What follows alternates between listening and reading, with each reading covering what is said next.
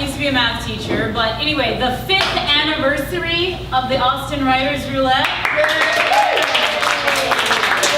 This is our 4th but best venue I think we've had so far. I say depend on the way you count. The show actually began July 2012, and most people say, well, 17 minus 12 is 5. However, as the producer of the show, I know this is the 6th season, so I'm in the 6th season, but I'm not going to dare argue with Professor Donna. Who is also, she kind of pulls rank here. You are a university professor. Yeah. I was just a mere secondary teacher. No, you got to the kids or the students when their hormones settle down. I think part of the reason that I never had children is I used to teach middle schoolers. No, I'm not bringing any of that into the world. But that's not what we're here to talk about today. We are here to talk about sound and flight. And I thought it was really interesting that this topic resonated with women. There's only one male feature, and it was a male who suggested the theme. So thank you, Brian. You know how to bring out the women. So, right. He suggested this topic. And he's not even a feature, but he is going to be reading. So I think I understand your logic now.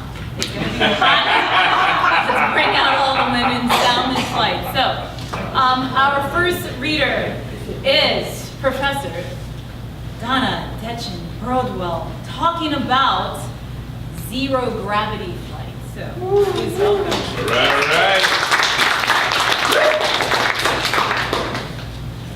All right. Yeah, I've been doing Writers Roulette for most of the time since it's been going, so I'm kind of excited that we're celebrating an anniversary. So what I'm going to be reading is an excerpt from an unpublished novel called The Fourth Time, and in the scene that I'm reading, archaeology professor Meg Fitzellen is participating in preparations for a planned civilian space flight called the Moon Loop, sponsored by Out There Incorporated.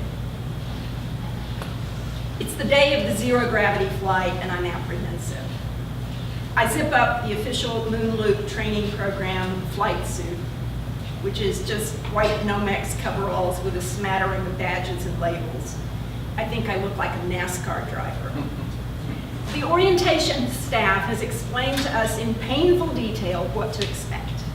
They've told us about the parabolic flight path the plane will enter once it reaches an altitude of 34,000 feet above the Gulf of Mexico. On the upward arc, gravity essentially doubles before dissipating altogether on the downswing. In my head, I know all of this. But what will it feel like? What will my mind do with it once I'm feeling it? And even though I've taken my meclizine tabs as instructed, I'm uncertain how my internal organs are going to respond to the experience. Oh man, this is where it gets real, right, Meg? That's Kelvin Adams, the college student from New York. He grins and bounces up and down on his toes in anticipation. I smile and give him a thumbs up. Pope Vitruvian, the advertising exec, is scowling at her assistant as he fits her with a camera designed to take automatic selfies in flight. Her annoyed scowl transforms into an instantly glowing smile as the assistant says, "Let's test." Meteorologist Byron Olson is rehearsing a memorized weather forecast that will be recorded at 0G to be broadcast on his home station within moments of the conclusion of the flight. He explains to me that he had to memorize it because reading things in any kind of moving vehicle makes him nauseous. He's looking a bit pale. Bill Joseph looks like he's on the verge of panic. He recently confessed to me, after swearing me to absolute secrecy, that the flight from Austin to Houston for the initial orientation session was the first time he'd been on any kind of airplane. He noted that it wasn't at all like the experience of Halo or Destiny on his Xbox. Bill has made his subsequent trips to Houston on the megabus. As we we each strap on our restraining belts, the trainer keeps up a constant chatter, tossing in occasional jokes to keep things light. Out There Inc. is sending 2 videographers to record our experiences for corporate use. I have no doubt that any unpleasantness that might occur will be edited out. Takeoff is smooth. I watch Houston fade away. There's Galveston Island. And now we're over the Gulf with its sprinkling of oil platforms, tanker ships, fishing boats, a cruise liner, all in miniature. We rise through a layer of cirrocumulus clouds, which resolves into a cottony quilt below us as we climb, higher and higher. The trainer announces that we've achieved the necessary altitude and that we'll now be entering into the parabolic path. I feel my body pressing into the seat, squeezing my internal organs like a sponge. Even my brain feels smaller. All of this seems vaguely familiar. We're instructed to unbuckle and prepare for weightlessness. My hands grow a bit lighter and I'm able to extricate myself from the seat restraints. The digital display along the roof of the cabin indicates the gravitational pull. 0.7, 0.4, 0.05. I bounce and then float off my seat, grinning with exhilaration. As I move my arms, I can still feel the air, even though gravity has ceased to exist. It's not at all like flying as a bird.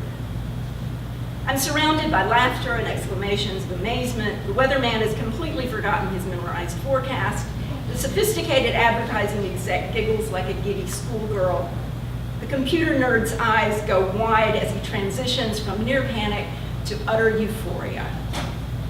The New York college student is air dancing. Okay, head for your seats and be ready for a hard landing.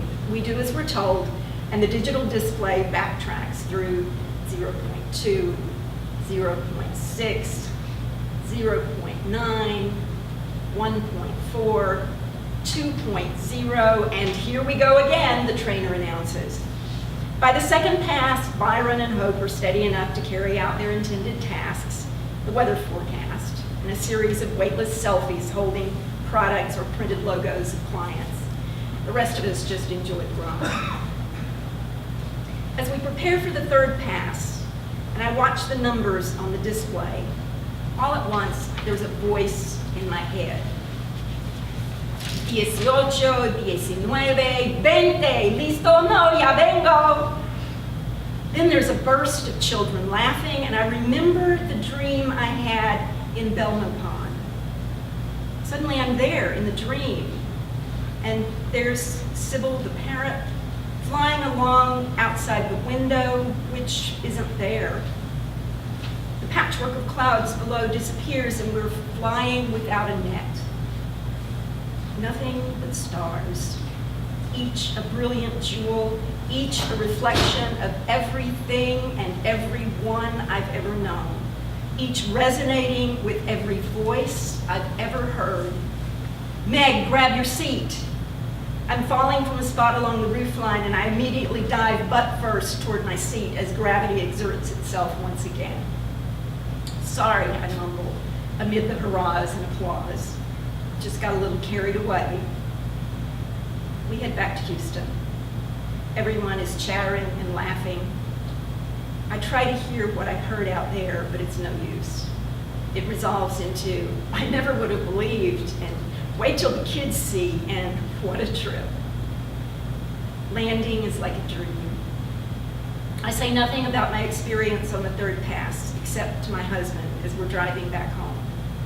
It felt purple with green and gold edges, and everyone was there.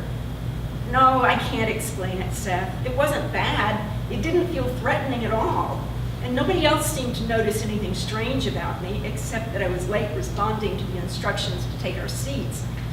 My vitals they took afterward were perfectly normal. So I'm not going to mention it. Maybe it didn't happen, but it did happen. I know it happened. And part of me is desperately hoping to someday get another glimpse of whatever it was.